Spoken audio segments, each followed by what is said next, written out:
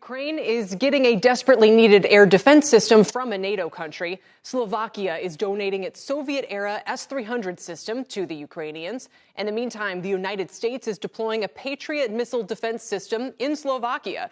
Slovakia's prime minister says the S-300 system will potentially save a lot of civilians and enable the Ukrainians to shoot down more advanced aircraft and missiles. Let's bring in retired U.S. Army Brigadier General Steve Anderson. Steve, thanks. Can this S-300 system protect Ukraine from attacks like the train station missile strike? Yeah, Kelly, thanks for having me tonight. And yes, it definitely can help in that regard.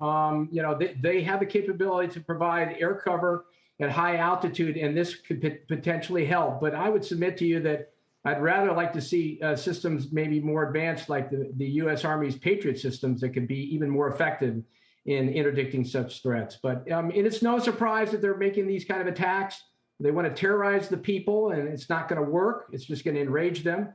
And of course, they want to go after logistics hubs like this rail station. And they're frustrated because they're losing the logistics war. And so that's why they're making these kind of attacks. But yes, the S-300 would definitely be a step in the right direction. Why not the Patriot systems that you mentioned would be superior? Well, right now we haven't approved bringing the Patriots into the Ukraine, and I think that would be something we could look at in the future. Patriot systems are superior, I believe, as much technology as we can get. I mean, the reason that the Ukrainians are doing so well, we can't forget, is three things: the will of the people; it has not wavered.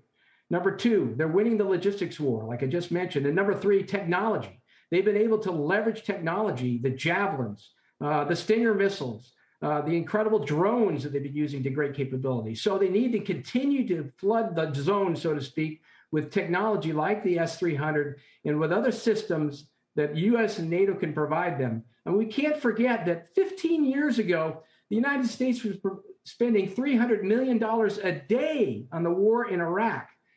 We spent $2.4 billion thus far in Ukraine. That's equivalent to 8 days in Iraq.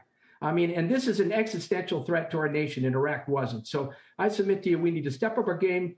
We need to get more technology in, need to get more equipment, and start preparing the Ukrainians for the war out in the east, which is going to be a heavy maneuver war. Well, as the bulk of Russia's aggression seems to be moving in that direction to the Donbass and the Donetsk regions, what are the biggest logistical challenges that the Ukrainian forces face? Well, I mean, they've got obviously the interior lines, which is a great advantage, but it's 300 miles from Kyiv. So they've got a lot of captured equipment. They got a lot of stuff they got to move down there. Now, one of the things they have advantage of, they have a rail system, which we've seen has been very, very effective. But they also have river barges. There's the Dnipro River that runs all the way down to Dnipro from 300 miles. That's a great way to effectively move a lot of logistics, a lot of heavy equipment, because they're going to need artillery. They're going to need helicopters. They're going to need tanks. They're going to need S-300s and those kinds of things. The logistics challenges are going to be huge, but they got to move now because they got probably about a month until this really gets going big time, until the Russians can sufficiently recover and regenerate and reorganize. They got a month to push as much as they can far forward and take the fight to the Russians. Wow. General Steve Anderson, thanks. Shepard Smith here. Thanks for watching CNBC on YouTube.